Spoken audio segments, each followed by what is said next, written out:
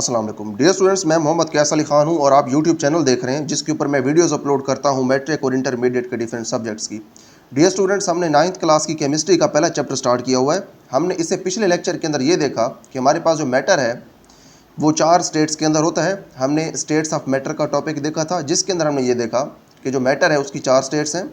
इसके अंदर सॉलिड है, लिक्विड है, गैस है और उसके बाद प्लाज्मा है। इस लेक्चर के अंदर हमने ये देखना है कि एलिमेंट क्या होता है, कंपाउंड क्या होता है और मिक्सचर क्या होता है। पिछले लेक्चर के अंदर तो हमने ये देखा कि मैटर की स्टेट्स क्या हैं। अब हमने मैटर की एक और क्लासिफिकेशन देखनी है, जिसके अंदर हम देखते हैं कि किस तरह से मैटर एलिमेंट, कंपाउंड या फिर मिक्सचर की फॉर्म में मौजूद हो सकता है। तो इसको हम स्टार्ट करते हैं। यहाँ पे देखिए, हमारे पास सबसे पहले है एलिमेंट। इनके बारे में मैं आपको थोड़ा सा इंट्रोडक्शन पहले बता देता हूँ, उसके बाद हम इस टॉपिक को प्रॉपरली स्टार्ट करते हैं। देखिए, सबसे पहले यहाँ पे लिखा हुआ एलिमेंट।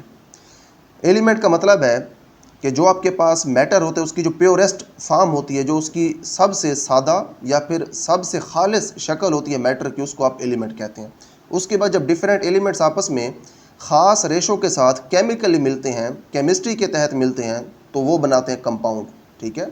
और जो कंपाउंड होता है और जो एलिमेंट होता है, इसका आप अगर एक टुकड़ा या फिर इसका एक आप सैंपल ले लें इन दोनों का, तो उस सैंपल के अंदर थ्रू आउट द सैंपल, उस पूरे सैंपल के अंदर आपको जो मैटर है वो एक ही जैसा नज़र आएगा। उसके बाद होता है हमारे पास मिक्सचर। मिक्सचर जो है मैटर की ऐसी फॉर्म है जिसके अंदर डिफरेंट टाइप के एलिमेंट्स और डिफरेंट टाइप के जो कंपाउंड्स हैं वो मिलते हैं, तो उसके बाद हमारे पास मिक्सचर बनता है। मिक्सचर की जो कंपोजिशन होती है, इसकी जो बनावट होती है, वो हर जगह एक जैसी नहीं होती। मैं आपको यहाँ पे स्क्रीन के ऊपर ड्रा करके समझा देता हूँ।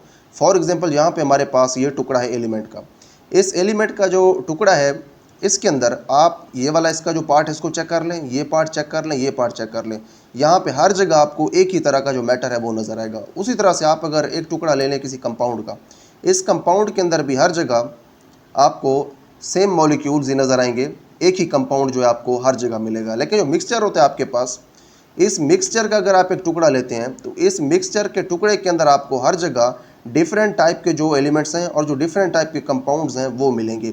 एक ही तरह की चीज़ आपको मिक्सचर के अंदर थ्रू आउट द सैंपल नहीं मिलेगी। ठीक है। तो ये फ़र्क है इन तीनों के दरमियान। अब इनको हम प्रॉपरली स्टार्ट करते हैं। यहाँ पे हमारा टॉपिक स्टार्ट हो रहा है, मैटर इन दिस वर्ल्ड। इस दुनिया के अंदर जो हमारे पास मैटर होता है, जो मादा होता है, वो एग्जिस्ट होता है in the form of elements, compounds and mixtures. ठीक है। एलिमेंट, कंपाउंड और मिक्सचर जो है, इनकी फॉर्म में हमारे पास जो मैटर है वो यहाँ पे इस दुनिया के अंदर एग्जिस्ट करता है। ठीक है। सबसे पहले हमारे पास जो एलिमेंट है उसके बारे में उन्होंने बताया, element is the simplest form of matter. अब जो एलिमेंट होता है हमारे पास, वो मैटर की सबसे सिंपल फॉर्म होती है।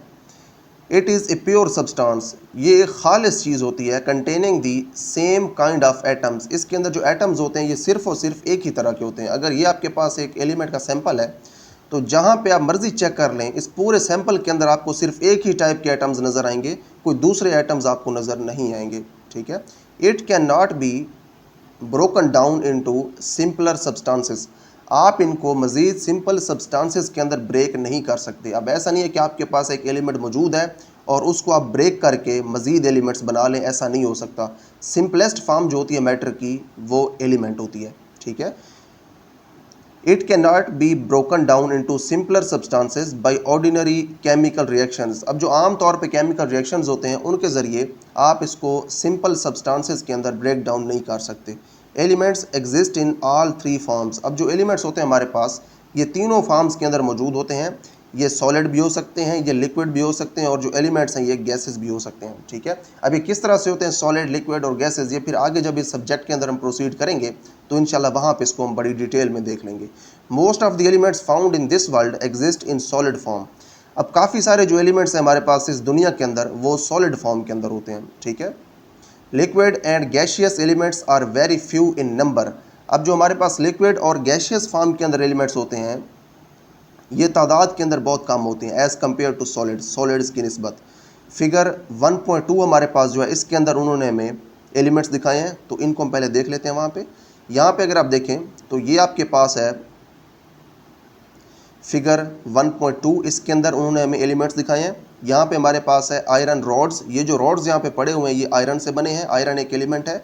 उसके बाद ये आपके पास है कॉपर वायर, ये तार है और ये कॉपर से बनी है, कॉपर एक एलिमेंट है। उसके बाद ये आपके पास है screw and nuts of zinc, ठीक है। ये जिंक से स्क्रूज और नट्स बने हुए हैं, ठीक है। जिंक भी हमारे पास एक एलिमेंट है, ठीक है जी। तो यहाँ पे हमारे पास जो एलिमेंट्स हैं उनकी एग्जांपल्स आ गई।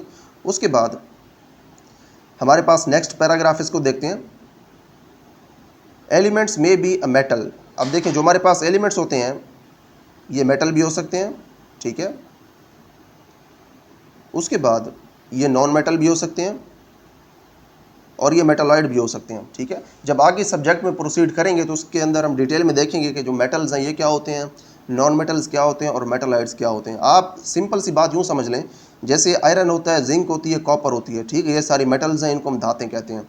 और उसके बाद हमारे पास होती हैं नॉन मेटल्स, और उसके बाद हमारे पास होते हैं मेटालॉइड्स। इनकी जो प्रॉपर्टीज़ होती हैं ये मेटल और नॉन मेटल के दरमियान में कहीं लाई करती हैं, मेटालॉइड्स की प्रॉपर्टीज़। उसके बाद हमारे पास है ए नोबल गैस, और उसके बाद आपके पास जो एलिमेंट्स हैं ये नोबल गैस भी हो सकते हैं। जब पीरियोडिक टेबल को हम पढ़ेंगे इंशाल्लाह, तो उस वक्त हम ये देखेंगे कि हमारे पास पीरियोडिक टेबल के अंदर जो एंड वाला ग्रुप है उसके अंदर जो एलिमेंट्स हैं वो नोबल गैसेज होती हैं। उनके रिएक्शन की जो फ्रीक्वेंसी है या फिर उनके जो रिएक्शंस हैं वो हमें बहुत ही कम देखने को मिलते हैं। वो रिएक्ट नहीं करती, इसीलिए उनको हम नोबल गैसेज कहते हैं, ठीक है। और ये बहुत ही कम पाई जाती हैं हमारी इस वर्ल्ड के अंदर। तो यहाँ पर उन्होंने देखे हमें 4 चीज़ें बता दी हैं कि इनकी शक्ल में हमारा जो एलिमेंट है वो मौजूद हो सकता है। अब आपने याद रखना है कि जो एलिमेंट है वो सब्सटेंस की प्योरेस्ट फॉर्म है, और जो एलिमेंट है वो मेटल भी हो सकता है, नॉन मेटल भी हो सकता है, मेटालॉइड भी हो सकता है, और वो नोबल गैस भी हो सकता है, ठीक है। नेक्स्ट हमारे पास है elements can also exist in the form of atoms. अब जो हमारे पास एलिमेंट्स हैं ये एटम्स की फॉर्म में भी हो सकते हैं, मॉलिक्यूल्स की फॉर्म में भी हो सकते हैं, आयंस की फॉर्म में भी हो सकते हैं, और उसके बाद आइसोटोप्स की फॉर्म में भी हो सकते हैं। अब ये जो उन्होंने यहाँ पे 4 वर्ड्स बताए हैं इनको हम 1 बाय 1 एक्सप्लेन कर लेते हैं। सबसे पहले हमारे पास है एटम्स। अब जो भी आपके पास एलिमेंट होता है उसके अंदर जो छोटे से छोटा पार्टिकल होता है वो होता है एटम, ठीक है। एटम्स फिर आपस में मिलते हैं, ठीक है। ये ऐसा पार्टिकल होता है जो कि आपस में फिर मिल सकते हैं, ठीक है। वैसे एटम से छोटे पार्टिकल्स भी होते हैं जो कि एटम के अंदर मौजूद होते हैं। एटम्स फिर आपस में जब मिलते हैं तो उसके बाद मॉलिक्यूल्स बनते हैं। उसके बाद यहाँ पे लिखा हुआ है आयंस। अब जो एटम्स होते हैं इनके अंदर प्रोटॉन्स होते हैं, न्यूट्रॉन्स होते हैं, और इनके अंदर इलेक्ट्रॉन्स होते हैं। इलेक्ट्रॉन्स जो हैं वो एटम के बाहर जो ऑर्बिट्स होते हैं उनके अंदर घूम रहे होते हैं। तो वो इलेक्ट्रॉन्स जब किसी एटम से निकलते हैं या फिर एटम के अंदर शामिल होते हैं तो उसके बाद जो एटम्स हैं वो चेंज होते हैं आयंस के अंदर। उसके बाद हमारे पास है आइसोटोप्स। आइसोटोप्स जो हैं ये एक ही एलिमेंट के ऐसे एटम्स होते हैं जिनके अंदर प्रोटॉन्स की तादाद तो सेम होती है, लेकिन इनमें जो न्यूट्रॉन्स होते हैं उनकी तादाद डिफरेंट होती है, ठीक है। ये भी आगे डिटेल में हम इसी सब्जेक्ट में पढ़ेंगे। उसके बाद नेक्स्ट हमारे पास examples of important elements are sodium, potassium, magnesium, calcium, carbon, silicon, nitrogen, oxygen, chlorine, helium, copper, gold, zinc, silver, nickel, cobalt, mercury, bromine and iodine etcetera, ठीक है। ये हमारे पास एलिमेंट्स की अकसाम है या फिर एग्जांपल्स हैं। एग्जांपल्स इनको कहना ज़्यादा बेटर है। ये हमारे पास जो एलिमेंट्स हैं उनकी एग्जांपल्स थी, ठीक है। इनको डिटेल में वैसे इस सब्जेक्ट में हम कवर करेंगे इंशाल्लाह। तो यहाँ पे देखिए हमारे पास जो एलिमेंट है उसका टॉपिक कंप्लीट हो गया। यहाँ पे हमने ये देखा कि हमारे पास जो मैटर है वो सिंपलेस्ट फॉर्म के अंदर जब होता है तो उसको हम कहते हैं कि ये एलिमेंट है, और एलिमेंट की हमने यहाँ पे एग्जांपल्स भी देख ली। अब हमने स्टडी करना है कंपाउंड को, ठीक है। Compound is also a pure substance. अब जो कंपाउंड है ये भी एक प्योर सब्सटेंस होती है। जिस तरह से एलिमेंट एक प्योर सब्सटेंस है उसी तरह से कंपाउंड भी एक प्योर सब्सटेंस है। इसका मतलब ये है कि आप कंपाउंड का जो भी सैंपल ले लेंगे उस सैंपल के अंदर सिर्फ यही कंपाउंड आपको मिलेगा, उसके अंदर आपको कुछ और नहीं मिलेगा। It is made up of 2 और मोर डिफरेंट केमिकल। अब यहाँ पे देखें जो केमिकली लिखा हुआ इस वर्ड को यहाँ पे हटा दें, ये मिस्टेक से आ गया। It is made up of 2 और मोर डिफरेंट एलिमेंट्स।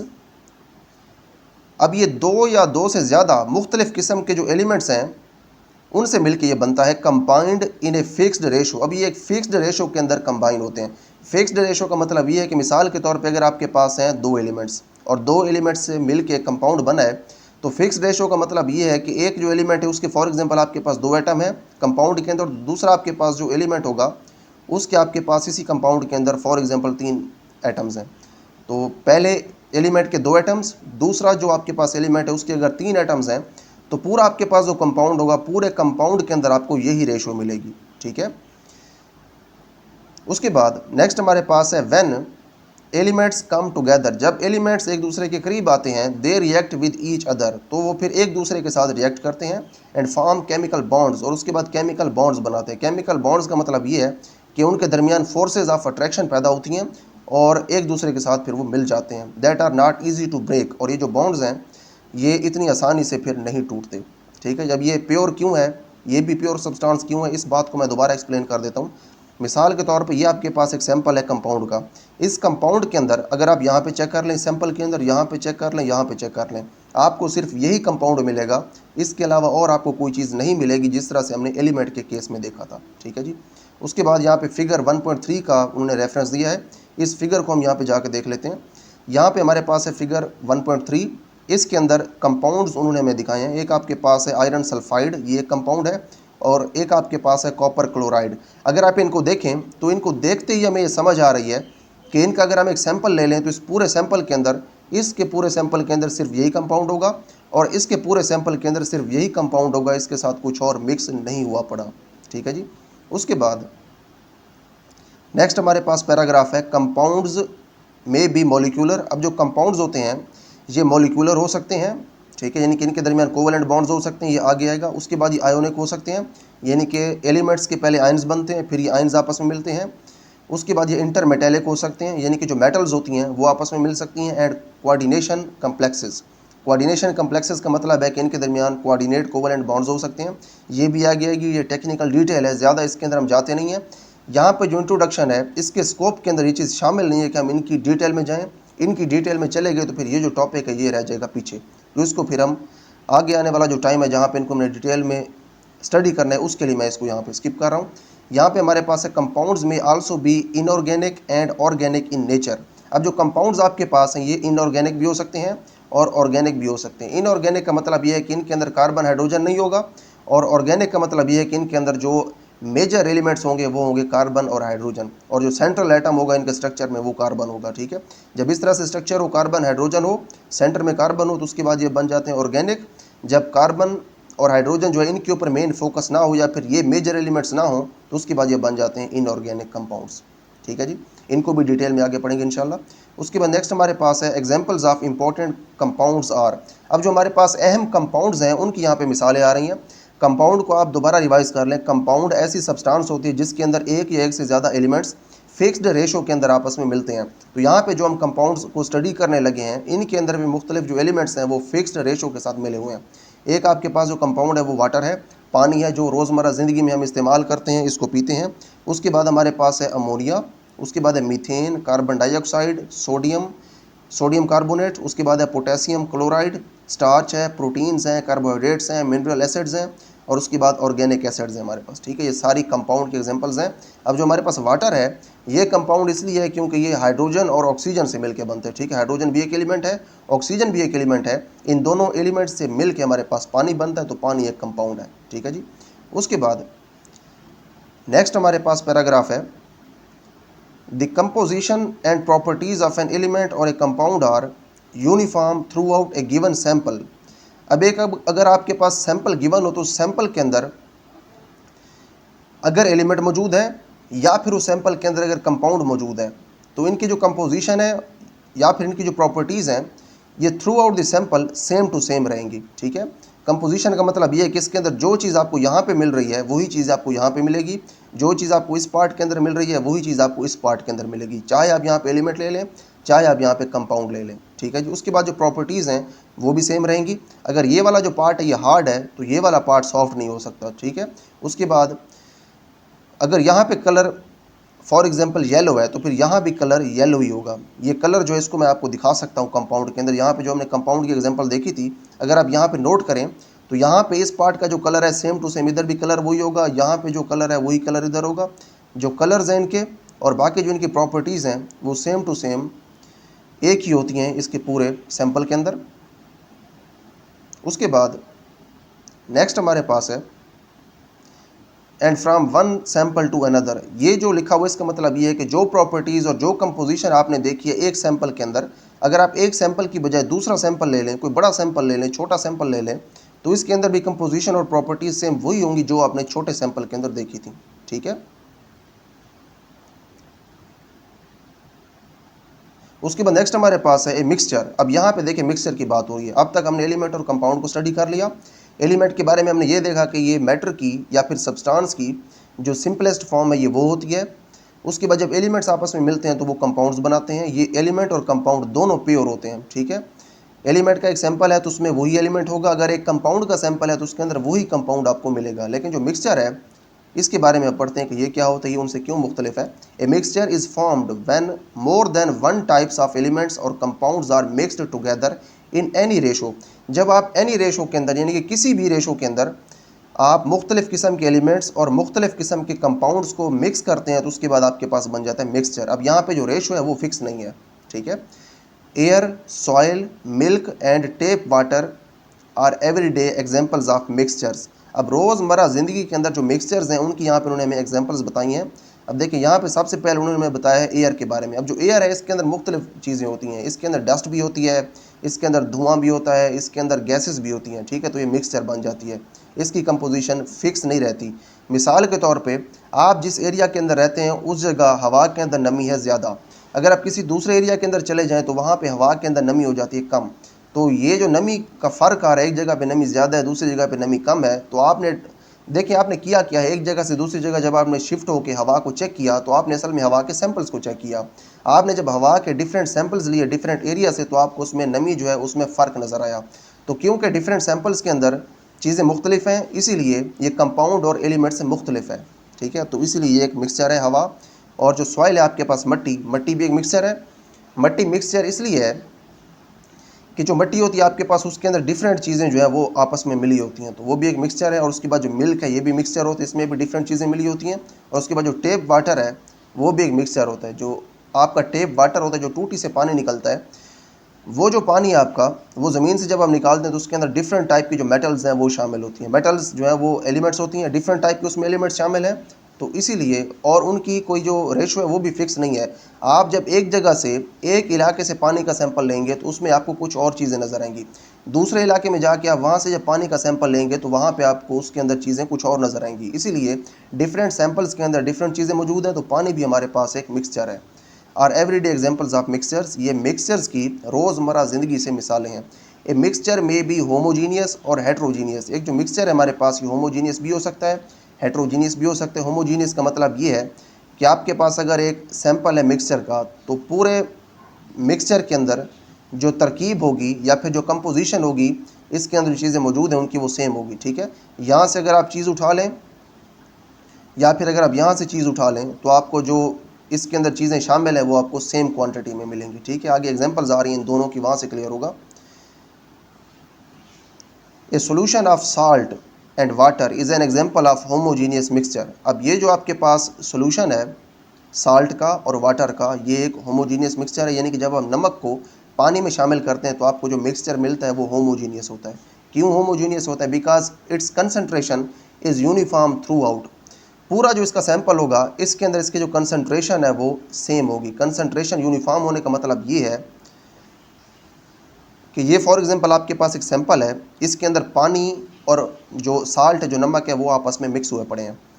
तो अगर आप यहाँ से एक सैंपल इसका छोटा सैंपल ले लें इनके मिक्सचर का यानी कि सोल्यूशन का, तो यहाँ पे पानी के अंदर जितना नमक होगा इस जगह पे भी उतना ही नमक आपको पानी के अंदर हलशुदा मिलेगा, इस जगह भी आपको उतना ही मिलेगा और यहाँ पे भी आपको उतना ही नमक पानी के अंदर हल किया हुआ मिलेगा। इसीलिए ये जो आपके पास मिक्सचर है पानी और नमक का ये एक होमोजीनियस मिक्सचर है। A sample of rock is an example of heterogeneous mixture.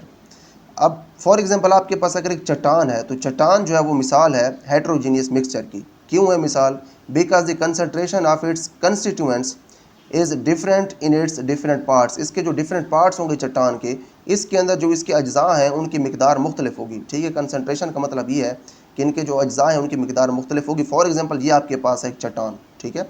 इस चट्टान के अंदर फॉर एग्जांपल यहाँ पे कैल्शियम ज़्यादा मौजूद है, ठीक है। यहाँ पे फॉर एग्जांपल इसमें आयरन मौजूद है और यहाँ पे इस चट्टान के अंदर फॉर एग्जांपल नमक मौजूद है।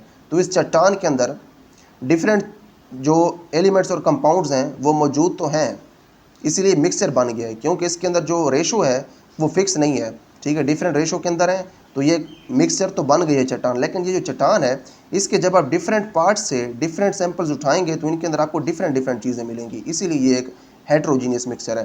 पानी और नमक का जो सोल्यूशन था उसका अगर आप सैंपल ले लें किसी भी पार्ट से तो आपको नमक बराबर हल किया हुआ मिलेगा पानी के अंदर। इसीलिए नमक और पानी का जो सोल्यूशन है वो एग्जांपल है होमोजीनियस मिक्सचर की। लेकिन जो रॉक होती है उसके डिफरेंट जो पार्ट्स होते हैं उनके अंदर डिफरेंट आपको चीज़ें मिलती हैं, इसीलिए वो एक हेट्रोजीनियस मिक्सचर की एग्जांपल है। तो यहाँ पे हमने मिक्सचर की दो टाइप्स भी देख ली, होमोजीनियस और हेट्रोजीनियस, ठीक है जी। उसके बाद नेक्स्ट हमारे पास है rocks are composed of different types of minerals. अब ये जो आपके पास रॉक्स होती हैं, जो चट्टानें होती हैं, ये मुख्तलिफ़ किस्म की जो मादनियात होती हैं उनसे मिल के बनती हैं, ठीक है। सच एज़ ग्रेनाइट, इनके अंदर जो चट्टानें, इनमें ग्रेनाइट होता है, इनमें मीका भी हो सकता है, एंड लाइमस्टोन, और इनके अंदर लाइमस्टोन भी हो सकता है। फिगर हमारे पास है 1.4, इसके अंदर उन्होंने हमें चट्टानें दिखाई हैं, इनको हम देख सकते हैं। यहाँ पे देखिए हमारे पास रॉक है, ठीक है, ये एक चट्टान है ऊपर जो बनी हुई है, चट्टान की यहाँ पे एग्जांपल है। इस चट्टान के अंदर जो डिफरेंट इसके पार्ट्स हैं, डिफरेंट पार्ट्स के अंदर आपको डिफरेंट चीज़ें मिलेंगी। उसके बाद आपके पास जो मिक्सचर है, इसकी एग्जांपल है चॉकलेट। अब जो चॉकलेट है, इसके जो डिफरेंट पार्ट्स होते हैं, इनके अंदर भी डिफरेंट चीज़ें मौजूद हो सकती हैं, ठीक है, इसीलिए ये भी एक मिक्सचर है। अब देखें, चॉकलेट एक मिक्सचर है, रॉक ये भी एक मिक्सचर है। उसके बाद ऊपर हमारे पास जो कंपाउंड्स हैं, इनमें आयरन सल्फाइड ये कंपाउंड है, और उसके बाद जो कॉपर क्लोराइड है, ये भी हमारे पास एक कंपाउंड है। उसके बाद ऊपर अगर आप आ जाएँ तो यहाँ पर हमारे पास एलिमेंट्स हैं, आयरन के रॉड्स हैं। आयरन जो है वो एलिमेंट की एग्जांपल है। यहाँ पे हमने कॉपर देखी एलिमेंट की एग्जांपल, और उसके बाद यहाँ पे हमने जिंक का एलिमेंट देखा, और जो जिंक है इससे मिलके ये स्क्रूज और नट्स यहाँ पे बने हुए हैं, ठीक है। तो यहाँ पे देखिए हमारे पास ये टॉपिक कंप्लीट हो गया। यहाँ पे हमने इन डिटेल देखा कि एलिमेंट क्या होता है, कंपाउंड क्या होता है और मिक्सचर क्या होता है। यहाँ पे हमने ये देखा कि जो मैटर होता है उसकी सिंपलेस्ट फॉर्म हमारे पास जो है उसको हम एलिमेंट कहते हैं, ठीक है। ये फर्दर इसको हम मज़ीद सिंपल नहीं कर सकते। उसके बाद जब डिफरेंट एलिमेंट्स एक फिक्स्ड रेशो के साथ मिलते हैं, केमिकली मिलते हैं, केमिकल बॉन्ड्स के ज़रिए मिलते हैं, तो उसके बाद हमारे पास बनते हैं कंपाउंड्स, ठीक है। एलिमेंट्स जब केमिकल रिएक्शंस के साथ मिलते हैं तो फिर कंपाउंड्स बनते हैं। एलिमेंट्स और कंपाउंड्स ये दोनों होते हैं प्योर, ठीक है। अगर आपके पास एक सैंपल है, अगर ये एलिमेंट का सैंपल है चाहे कंपाउंड का सैंपल है, आप यहाँ पे चेक कर लें, यहाँ पे चेक कर लें, यहाँ पे चेक कर लें, आपको सेम ही चीज़ मिलेगी। लेकिन जो आपके पास मिक्सचर होता है, इसके अंदर डिफरेंट टाइप के एलिमेंट्स और डिफरेंट टाइप के कंपाउंड्स बगैर फिक्स्ड रेशोज़ के आपस में मिलते हैं। और उसके बाद हमने ये भी देखा कि हमारे पास जो मिक्सचर है इसकी दो टाइप्स होती हैं, एक होता है होमोजीनियस, एक होता है हेट्रोजीनियस। तो यहाँ पे देखिए हमारे पास ये टॉपिक कंप्लीट हो गया है। इस लेक्चर के लिए इतना ही। इसके बाद अगले लेक्चर के अंदर हम इंशाल्लाह अपना नेक्स्ट टॉपिक यानी कि एलोट्रोपिक फॉर्म्स ऑफ सब्सटेंसेस जो है इसको स्टार्ट करेंगे।